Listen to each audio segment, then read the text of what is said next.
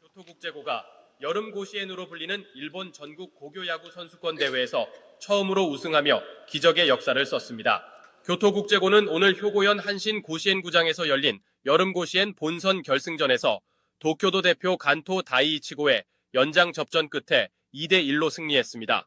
경기는 1회부터 서로에게 점수를 내주지 않으며 팽팽한 투수전 양상으로 흘러갔습니다. 교토국제고와 간토 다이이치고는 마지막 정규 이닝인 9회에 각각 선두 타자가 출루하며 득점을 노렸지만 모두 점수를 내는데 실패했습니다. 교토국제고는 이어진 연장 10회 초 무사 1, 2루의 주자를 두고 공격하는 승부치기에서 안타와 볼넷, 외야 뜬공 등을 묶어 2점을 냈습니다. 이어 10회 말 간토 다이이치고에 1점만 내주면서 승리를 확정했습니다. 오늘 경기에서도 교토국제고 선수들이 승리 직후 동해바다 건너서 야마토 땅은 거룩한 우리 조상 옛적 꿈자리라는 한국어 교가를 불렀습니다. 이 모습은 공영방송 NHK를 통해 일본 전국에 생중계됐습니다. 고시엔에서는 출전학교 교가가 연주되며 NHK는 모든 경기를 방송합니다. 고시엔은 일본 고교 야구 선수들이 본선에 진출하기 어려워 꿈의 무대로 불립니다. 교토국제고는 앞서 지난 2021년 처음 여름 고시엔 본선에 진출해 4강에 올랐지만 결승 진출에 실패했습니다. 2022년 여름 고시엔에도 본선에 나갔지만 1차전에서 석패했고 지난해는 본선에 진출하지 못했습니다. 여러분 며칠 동안 텔레비전에서 계속 나오는 뉴스 보셨죠? 일본 전국 고교 야구 선수권 대회에서 우리 한국계 학교가 전교생이 160명 정도밖에 되지 않고 야구부 창단된 지가 25년밖에 되지 않는 그런 학교가 우승을 했습니다. 100년 넘는 여름 고시엔 이 야구 대회는 아주 일본에서 제일 유명하고 권위 있는 그런 대회거든요. NHK에서 생방송 중계할 때 그 시청률이 30%까지 올라가는 아주 대단한 대회인데 우리 한국계 교토국제고등학교가 우승을 했습니다. 참 기적이 일어난 것이죠. 4,000개 정도의 학교 중에서 1등이 됐으니까 이거는 정말 바늘구멍 같은 그런 대회에서 이제 우리 한국계 학생들이 우승을 했습니다. 자이니치 칸코쿠진이라고 얘기를 하죠. 이 제1 한국인들, 일본 사람들 가운데는 좋은 분들도 많지만 아주 나쁜 사람도 많거든요. 어떤 우월감이나 교만한 마음을 갖고 또 조센징 하면서 이렇게 업신여기고 차별받고 그런 나라에서 우리 한국어로 된 그런 교가가 여러 차례 울려 퍼졌다는 그런 소식을 듣고 저도 눈물이 나더라고요. 그 야구장이 얼마나 열악한지 동네 야구장 수준밖에 되지 않습니다. 이제 세게 치면은 담장 너머로 이렇게 넘어가기 일쑤인데 그런 열악한 환경을 딛고 교토국제고 우리 한국계 고등학교가 우승했다고 하는 건 참 자랑스러운 일이고 우리 민족의 자긍심을 높인 그런 사건이라고 생각합니다. 정신력, 자세, 또 피눈물 나는 훈련 이제 이런 것들이 이런 결과를 가져왔다고 생각합니다. 우리가 이런 걸 보면서 이렇게 저렇게 안 된다는 이유, 열등감, 패배감 우리 그런 거 다 내려놓고 나도 할 수 있다고 하는 자신감을 갖고 최선을 다하면 하나님께서 우리를 도와주실 줄로 믿습니다. 자, 우리 옆에 사람과 한번 인사합니다. 얼굴만 봐도 은혜가 됩니다. 네, 오늘 주님 앞에 나오신 모든 분들 주님의 이름으로 환영하고 주님의 이름으로 축복합니다. 가장 좋은 선택을 하신 줄로 믿습니다. 특별히 오늘 우리 도여선교회의 그 댄스 팀이 너무너무 잘했습니다. 제가 뒷모습만 봐서 앞을 보지 못했는데 80을 이렇게 내다보는 우리 할머니들이 가다가 나와요. 아주 몸을 들썩들썩 하는데 몸놀림이 예사롭지가 않아요. 왕년에 한 가닥 다들 해보신 것 같아요. 아주 너무너무 잘하셨습니다. 또 그 꽃갈 모자, 노란색하고 녹색 모자는 아마 유희붕 권사님이 직접 만든 것 같아요. 맞죠? 아주 손재주가 좋아서 그 예술가신데 춤도 잘 추고 또 뭐 만들기도 잘 만드시고 오늘 아주 너무 우리가 감사하고 또 은혜 받았습니다. 저는 혹시라도 우리 도요성교회 오늘 댄스하는 분들이 부끄러워할까봐 굉장히 이렇게 수줍어할까봐 걱정했는데 뒤에서 이렇게 보니까 수줍어하기는커녕 완전히 물 만난 물고기처럼 얼마나 잘하는지 몰라요. 아마 우리 인천 서지방 여손교 대회 가서도 분명히 잘할 줄로 믿습니다. 우리 다시 한번 박수 한번 치겠습니다.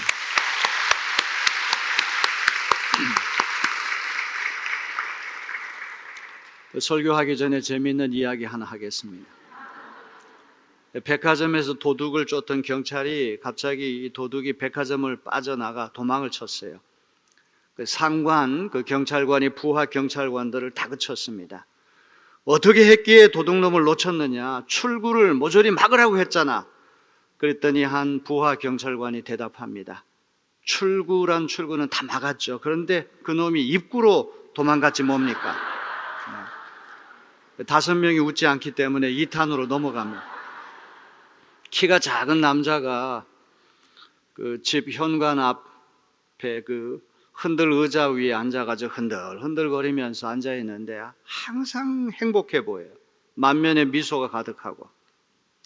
그 앞을 지나가는 이웃집 아주머니가 어느 날 용기를 내가지고 할아버지 늘 볼 때마다 얼굴에 미소가 가득하고 행복해 보이는데 그 비결이 뭡니까? 그랬더니 이분이 대답하기를 아주 단순합니다.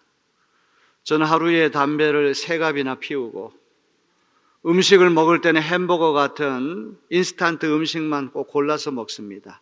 게다가 운동은 전혀 하지 않습니다. 이 아주머니가 눈이 이렇게 동그랗게 뜨고는 아니 그런데 어떻게 그렇게 장수를 하십니까? 금년에 연세가 얼마나 되십니까? 그랬더니 26살입니다. 그랬답니다. 끝까지 한 분이 웃지 않는데 다음 주에는 그 한 분을 위해서 또 다른 걸 준비해 오겠습니다. 청년 같은 노인이 있고 노인 같은 그런 청년이 있어요. 오늘 우리 그 댄스하는 그 여성교 회원들 보니까 80을 내다보는데 어떻게 저렇게 몸놀림이 유연할까? 저분들은 청년 같은 노인들이다 이런 생각을 했습니다. 하나님이 함께 하시면 나이는 생물학적인 나이는 숫자에 불과한 줄로 믿습니다. 세월이 갈수록 우리 믿음이 점점 깊어지고 더 성장하고 더 열정적이고 더 호기심도 많고 더 많은 일을 할 수 있는 그런 내립교인들 되시기를 주님의 이름으로 축원합니다. 야곱은 원치 않는 하란 땅에서 20년 세월을 보냈습니다. 원치 않는 땅 하란에서 야곱은 원치 않는 사람을 위해 20년간 뼈골이 휠 정도로 일을 해야만 했고 원치 않는 사람들과 사랑을 나누어야만 했습니다. 그런데 하란은 하나님께서 야곱을 징계하고 연단하는 성지였습니다. 만일 야곱이 하란에 가지 아니하고 고향에만 있었다고 한다면 그는 어떻게 되었을까요? 그는 4명의 아내와 11명의 자식들 또 수많은 재산을 거느리는 거부가 될 수가 없었을 거예요. 하란에 갔기 때문에 하나님께서 그 하란을 통해 가지고 그를 연단시키고 훈련시키시고 그에게 많은 복을 주신 줄로 믿습니다. 능글맞고 교활하게 야곱을 속이는 라반의 모습에서 야곱은 자신의 모습을 보았습니다. 하나님은 야곱을 징계하고 연단하기 위해서 야곱보다 훨씬 더 간교한 라반을 붙이셨던 것입니다. 야곱이 고향 땅 브엘세바에만 머물렀다고 한다면 하나님의 사람으로 변화되지 않았을 것입니다. 하나님은 야곱을 변화시키기 위해 야곱보다 훨씬 더 간악한 라반을 통해 연단을 받게 하신 것입니다. 850km나 걸리는 하란 땅에 가가지고 그 외삼촌 장인 될 사람이 온유하고 합리적인 신사였다고 한다면 야곱은 옛날에 습성을 버리지 못하고 그 외삼촌 장인을 자기 멋대로 속이면서 갖고 놀았을 것입니다. 그는 훨씬 더 교활하고 영악한 라반을 만났기 때문에 그 외삼촌 장인의 모습을 보면서 옛날 자신의 모습을 알게 된 것입니다. 하란 땅에서 만난 라반은 하나님께서 야곱을 징계하고 연단하시는 은총의 수단이었습니다. 원수는 하나님께서 우리를 징계하고 연단하시는 거룩한 수단이라고 하는 믿음이 우리에게 있어야 할 것입니다. 야곱이 하란 땅 객지에서 원수를 만나지 않았더라면 새 사람으로 변화되기 어려웠을 것입니다. 그러기에 라반은 야곱이 하나님께 나아가는 하늘의 문이 된 줄로 믿습니다. 야곱은 라반을 통해서 자신이 극복해야 할 어두운 그림자를 보았고, 어떻게 해야지만 이 어두운 그림자와 화해할 수 있는가도 깨닫게 된 것입니다. 라반이 선량하고 인심이 후한 외삼촌이자 장인이자 고용주였더라면 야곱은 4명의 아내와 11명의 아들들과 수많은 가축대를 거느리는 거부가 될 수 없었을 것입니다. 자신이 사랑한 라헬과 결혼해서 아들이라고 해봤자 아직 베냐민 태어나기 전에 요셉 하나만을 얻었을 것이고 재산 증식은 꿈도 꾸지 못했을 것입니다. 이런 점에서 라반은 야곱이 이런저런 복을 받게 한 축복의 통로였다는 것을 기억해야 됩니다.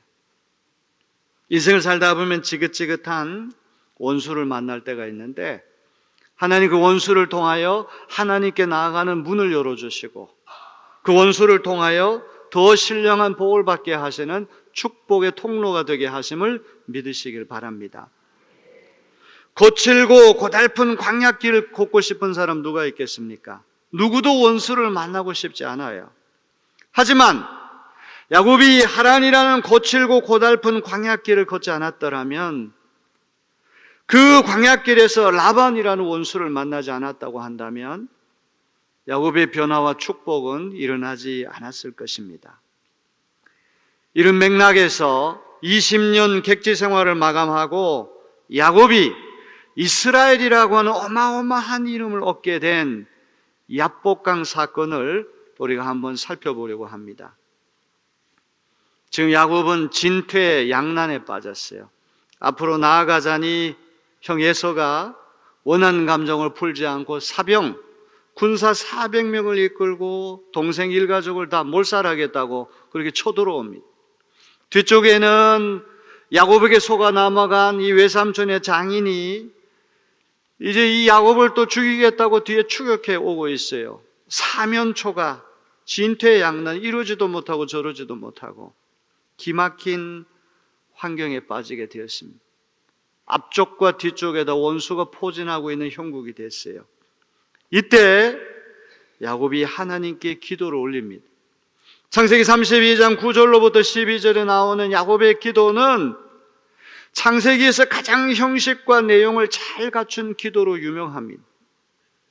야곱의 기도는 세 부분으로 되어 있습니다. 첫째, 야곱의 기도는 할아버지 아브라함과 아버지 이삭을 지켜주신 하나님을 부르면서 그 하나님이 주신 약속, 고향으로 돌아가 은혜를 베푸시겠다고 하신 약속을 상기하는 것으로 시작합니다. 아브라함의 하나님, 이삭의 하나님, 나의 하나님께서 분명히 저를 고향에 돌아오시겠다고 약속하시지 않았습니다. 약속을 안 지키시면 하나님은 신실하신 하나님이 아니시고 책임지시라는 식으로 그렇게 기도를 하는 것이죠. 두 번째로 자신이 복을 받을 자격이 없음에도 불구하고 하나님의 은혜로 많은 복을 받았다는 사실을 고백해요.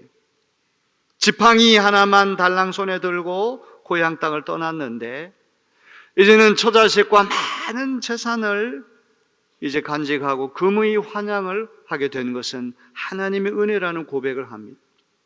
세 번째로 아브라함과 이삭을 보살펴 주신 하나님께서 야곱도 에서의 손에서 건져 주실 것이다. 하나님이 약속하셨으니까 저를 반드시 건져 주시리라고 그렇게 믿는다는 고백을 하면서 그의 기도가 끝이 납니다. 야곱이 에서의 손에 죽임을 당한다면 하나님께서 야곱에게 주신 약속, 야곱의 씨가 바다의 모래알처럼 많아지게 하시겠다는 약속이 무효가 될 겁니다. 사람이 이렇게 위기 앞에서 하나님의 사람으로 바뀌어지는 것처럼 보인다고 할지라도 그 근본 속성은 잘 변화가 되지 않습니다.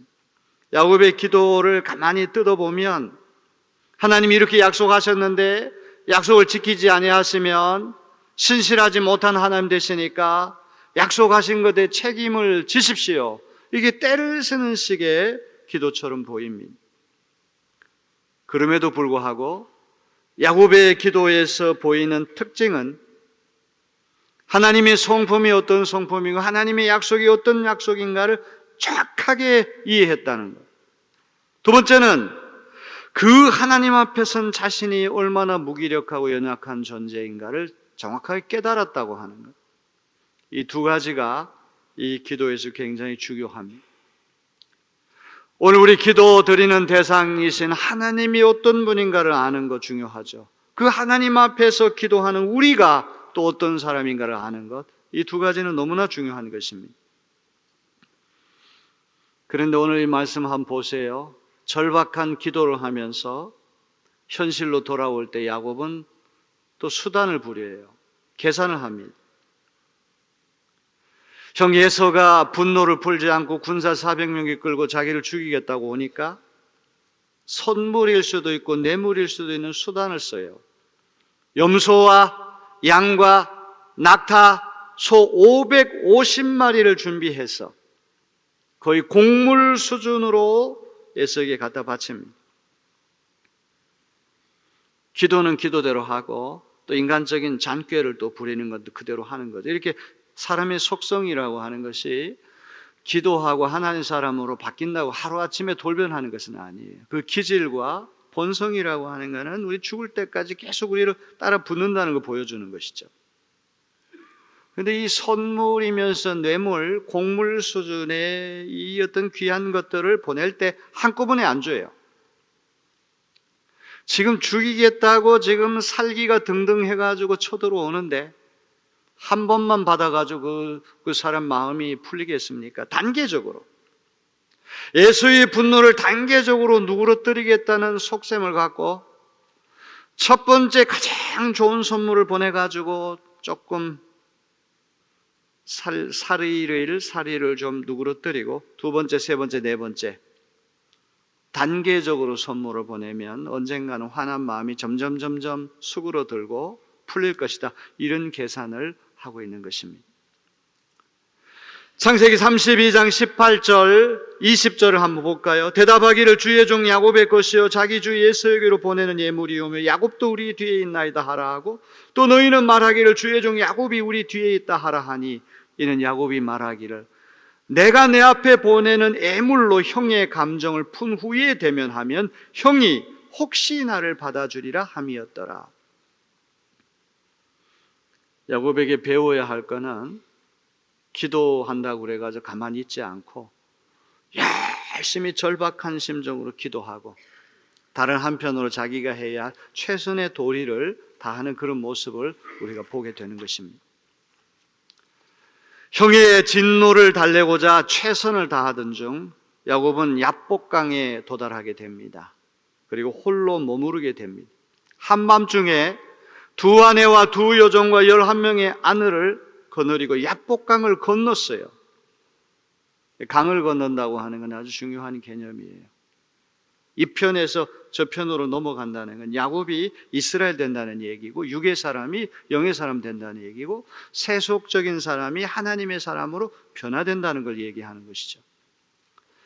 이스라엘 백성이 440년 동안 이집트에서 노예 생활을 하다가 젖과 꿀이 흐르는 가나안 땅으로 넘어가지 않았습니까? 홍해를 건넜다고 하는 이 패스 오버 건넌다고 하는 말 아주 중요한 말이에요. 오늘 우리의 인생도 강을 건너는 체험이 다 있어야 할 줄로 믿습니다.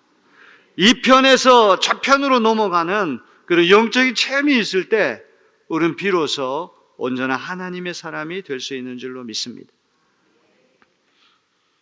야곱은 야복강 나루터에 홀로 남게 됐습니다.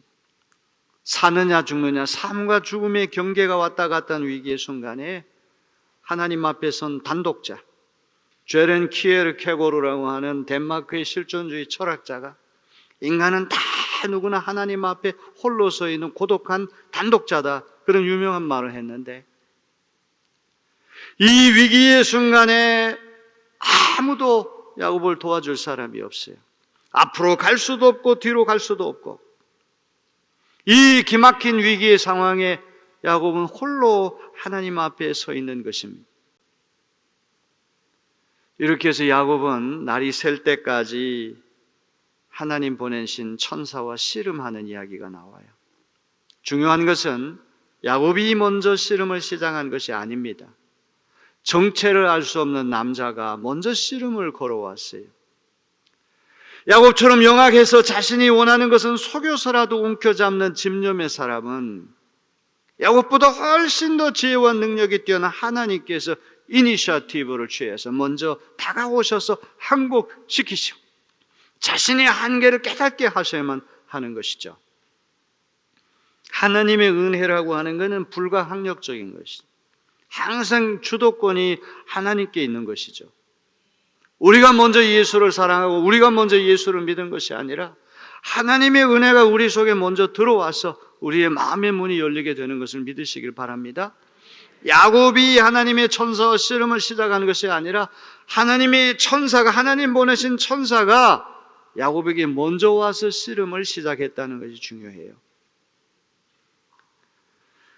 자, 32장 25절 26절을 봅니다. 자기가 야곱을 이기지 못함을 보고 그가 야곱의 허벅지 관절을 치매 야곱의 허벅지 관절이 그 사람과 씨름할 때 어긋났더라. 그가 이르되 날이 세려하니 나로 가게 하라. 야곱이 이르되 당신이 내게 축복하지 아니하면 가게 하지 아니하겠나이다. 야곱이 얼마나 집념이 강한지 하나님의 천사를 붙들고 절대 놓아주지를 않는 거예요. 나를 축복하지 않으면 절대로 못 보내겠다는 거예요. 옛날 우리나라의 이야기, 옛날 이야기도 보면 이게 새벽이 동토오게 되면 귀신이 이제 떠나가야 되잖아요. 이제 새벽이 되면 정체가 탄로가 나니까 이제 어두운 밤이 가시고 새벽이 오면 이제 그 자리를 이제 떠나야 돼요. 하도 붙들고 안 놓아주니까 떠나는 방법은 한 가지밖에 없어요.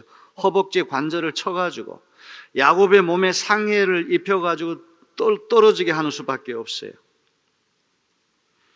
그러면서 나를 축복하지 아니하면 보내지 않겠다고 하는 말은 내가 이제 죽게 됐는데 이 축복이라고 하는 것은 예수 마음이 천사처럼 변화돼서 나를 용서하고 화해하는 사람 되게 하려는 그런 뜻이 아닙니까? 그래서 이 천사가 두 손 두 발을 두고 내가 졌다. 야곱의 이름이 야곱에서 이스라엘이라고 하는 이름 바뀌었다고 하는 얘기 나오거든요. 이스라엘이라고 하는 이름이 엘이 히브리 말로 하나님이에요. 그러니까 이스라엘, 하나님과 겨루어 이겼다는 말. 이거는 힘으로 이겼다, 지혜로 이겼다는 말이 아니에요. 우리가 아이를 기르다 보면 생활이 어려운데 자기 갖고 싶은 것을 달라고 보챌 때가 있잖아요. 자전거 사달라고. 그러면 아빠가 공부 잘하면 사주겠다, 돈 벌면 사주겠다. 그래도 막무가내입니다. 계속 보채고 울고불고 난리를 치면 뭐라고 얘기를 합니까? 내가 졌다. 내가 두 손 두 발 다 들었다. 네가 원하는 소원 들어줄게 하고 자전거 사주죠.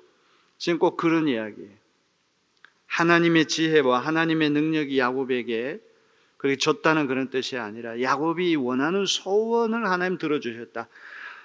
야곱이 하나님 마음을 얻어가지고 그의 소원을 응답받게 되었다. 그게 하나님을 이겼다는 것이죠. 오늘 우리도 하나님께 기도할 때 이 야곱과 같은 절박한 심정으로 기도하여서 하나님의 마음을 얻고 하나님 복을 받아내는 그런 기도가 되어지기를 주님의 이름으로 축원합니다. 자, 32장 27절로 28절 뭐라고 되어 있습니까? 그 사람이 그에게 이르되 내 이름이 무엇이냐? 신분이 뭐냐? 직업이 뭐냐? 처자식이 몇 명이 되느냐? 재산이 얼마 되느냐? 이거를 묻자. 이름이 무엇이냐? 이름이 너무 중요한 거예요. 그땐 제 이름은 야곱입니다. 움켜쥐는 자, 사기꾼, 속이는 자, 이런 이름인데 네 이름을 다시는 야곱이라 부를 것이 아니요 이스라엘이라 부를 것이니 이는 내가 하나님과 및 사람들과 겨루어 이겼음이니. 야곱이 하나님과 겨루어 이겼다고 하는 말은 힘으로 이겼다는 말이 아니라 간절히 원하는 소원, 이 복을 받기 전에는 절대 놓을 수 없습니다. 하나님께서 그의 마음을 아시고 그의 소원을 들어주셨다는, 그게 하나님 이긴 거죠. 이렇게 해서 수치스러운 이름 야곱, 사기꾼이고 협작꾼의 뜻을 갖고 있는 야곱이라는 이름이 이스라엘, 오늘 민족 국가의 이름으로 바뀌어지는 역사가 일어났어요. 이스라엘이라고 하는 이름은 The Prince of God, 하나님의 왕자, 이런 뜻도 됩니다. 재물이나 성공, 세속적 차원에서의 축복이 아니라 하나님을 대신하여 세상을 다스리는 영적 왕자의 축복을 누리게 된다는 그런 뜻입니다. 하나님은 야곱이라고 하는 이름을 버리게 하시고 이스라엘이라고 하는 영광스러운 이름을 그에게 주셨어요. 오늘 우리 내리교인들도 우리 이름이 바뀌어지는 놀라운 은혜가 있게 되기를 주님의 이름으로 축원합니다. 삭개오라고 하는 이름은 청순한 이런 이름 뜻인데, 그는 여리고의 세무소장으로서 그 이름과는 정반대대로 살았잖아요. 그런데 예수 만난 다음에 그 이름 그대로 청순한 사람으로 변화가 됐어요. 오네시모라고 하는 사람은 유익한 이런 뜻을 가졌는데 주인을 배신하고 도망쳤어요. 탈주 노예, 무익한 사람 됐는데 사도 바울을 만나 예수님을 영접한 다음에 그는 그 이름 뜻대로 유익한 사람으로 변화가 됐어요. 하나님께서 여러분의 이름이 계명되기를 원하시는 줄로 믿습니다. 그 김한란 선생, 우월 김한란 선생, 평안도 분인데 그 집안이 인천에 내려와가지고 우리 내리교회에서 다 집단 개종하고 다 예수 믿고 세례받고 그렇게 됐거든요. 김한란 선생 7살에 세례받을 때 아명이 기득이에요. 기해년에 득했다. 돼지띠, 기득이라는 이름을 갖고 있었는데 그 이름이 헬렌이라고 하는 이름 바뀌었잖아요. 헬렌 킴. 그래서 그걸 한문으로 바꾸니까 환란이 된 거 아닙니까? 기득이라는 이름만 갖고 그냥 일평생 살았다고 하는데 그분 어떻게 됐을까요? 하나님은 오늘 우리의 이름이 야곱이라고 하는 이름에서 이스라엘의 이름으로 바뀌기를 원하시는 줄로 믿습니다. 정체성이 바뀌기를 원하시는 줄로 믿습니다. 가치관이 바뀌기를 원하시는 줄로 믿습니다. 야곱은 단순히 하나님과 겨루어 이겼을 뿐만 아니라 사람과도 겨루어 이겼어요. 야곱을 죽이겠다고 날뛰는 에서의 마음이 변화되었습니다.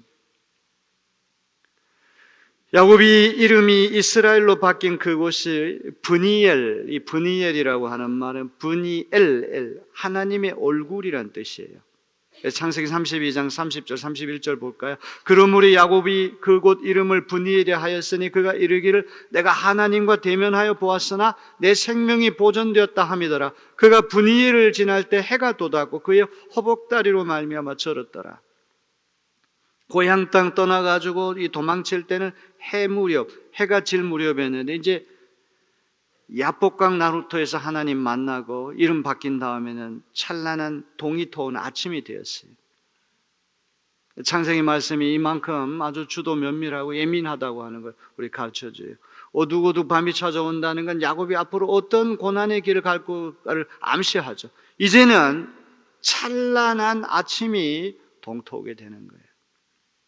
오늘 우리의 삶도 해질 무렵에 나그네 생활하고 깊은 고난의 어떤 터널 속에 들어가는 것과 같은 느낌 들 때가 있지만 찬란한 소망의 아침이 다가올 날이 있음을 믿으시길 바랍니다. 하나님 앞에 홀로 서서 하나님과 밤새도록 씨름했을 때 그의 삶이 새롭게 변화가 된 것입니다. 자, 이렇게 이 새벽이 지나가고 이제 아침이 되었을 때 환도뼈가 이렇게 어긋나가지고 절뚝거리게 됐는데 이거는 영광의 훈장이죠. 야곱을 이스라엘 되게 하신 표시, 거룩한 성흔, 스티그마타, 성흔, 거룩한 흔적이 절뚝거리는 거예요. 자, 이제 이렇게 돼서 예서를 만났을 때 어떤 변화가 일어났습니까? 33장 4절을 볼까요? 그러자 예서가 달려와서 그를 끌어안았다. 예서는 두 팔을 벌려 야곱의 목을 끌어안고서 입을 맞추고 둘은 함께 울었다. 죽이겠다고 날뛰던 원수가 갑자기 천사가 됐는데 중요한 것은 야곱이 먼저 행동하는 게 예서가 먼저 달려옵니다. 예서가 먼저 야곱을 끌어안습니다. 예서가 먼저 두 팔을 끌려 야곱의 목을 끌어안고 입을 맞춥니다. 적극적인 용서와 화해의 이니셔티브가 야곱에게 있는 것이 아니라 예서에게 있는 것이죠. 야곱이 한 일은 뭐예요? 우는 일밖에 없어요. 참 놀라운 일이 일어난 거예요. 앞에 그 고시엔, 여름 고시엔의 교토국제고등학교가 4,000개 학교 중에서 결승에 올라가가지고 우승했다고 하는 기적인데, 기적 중에 최고의 기적은 사람 변화되는 거예요. 최고의 기적이에요. 근데 이 기적이 어떻게 일어났습니까? 뜬금없이 일어난 것이 아니라 야곱의 이름이 이스라엘로 바뀌는 영적인 체험한 야복강 나루토 체험 이후에 이런 역사가 일어났다는 거죠. 저는 이제 9월 달에 우리 내립교회가 대대적인 기도 운동을 그렇게 펼치려고 지금 준비하고 있습니다. 이제 교구, 두 교구씩 해가지고 와서 이제 기도하는 그런 시간을 만들려고 하는데, 이제 몸이 아픈 분들, 사업 잘 안 되는 분들, 안타까운 환경에 있는 분들, 뜨겁게 기도해서 여러분 삶이 변화되는 체험할 수 있게 되기를 주님의 이름으로 기원합니다. 자, 이렇게 형님이 자기를 용서하고 자기 화해를 이렇게 신청하게 되었을 때 33장 10절에 뭐라고 돼요? 형님께서 저를 이렇게 너그럽게 맞아주시니 형님의 얼굴을 뵙는 것이 하나님의 얼굴을 뵙는 듯합니다. 참 너무나 아름다운 고백이에요. 브니엘, 하나님의 얼굴 이렇게 봤다고 해서 브니엘이 됐는데, 이번에는 형님이 자기를 용서하고 화해할 때 그 형님 얼굴에서 하나님 얼굴을 봤다는 거예요. 창세기 보면 하나님께서 우리 인간 만드실 때 하나님 형상대로 지으셨잖아요. 사람 속에는 다 하나님 모양이 숨어 있기 때문에 어떤 사람을 학대하는 건 하나님 학대하는 거고 마찬가지. 사람이 존귀한 가치를 가지는 건 하나님 형상이 있기 때문에 그런 거예요. 근데 누구를 죽이겠다고 살심, 미워하는 마음이 생기면 하나님 얼굴이 일그러져요. 하나님 얼굴이 사라져 버려요. 용서하는 얼굴, 화해하는 얼굴, 사랑의 얼굴. 이게 하나님 얼굴 보는 거 아닙니까? 저는 우리 내리교회 오시는 여러분들이 다 하나님의 얼굴을 볼 수 있는 그런 시간들, 그런 장소가 되어지기를 주님의 이름으로 기원합니다. 우리 힘으로 어찌할 수 없는 난제 앞에, 위기 앞에서 브니엘의 체험이 있어야 하겠어요. 이름이 개명되는, 이름이 바뀌는 체험이 있어야 되겠습니다. 내 얼굴뿐만 아니라 상대편의 얼굴에서도 하나님의 얼굴을 발견하는 놀라운 은혜가 있게 되기를 주님의 이름으로 축원합니다.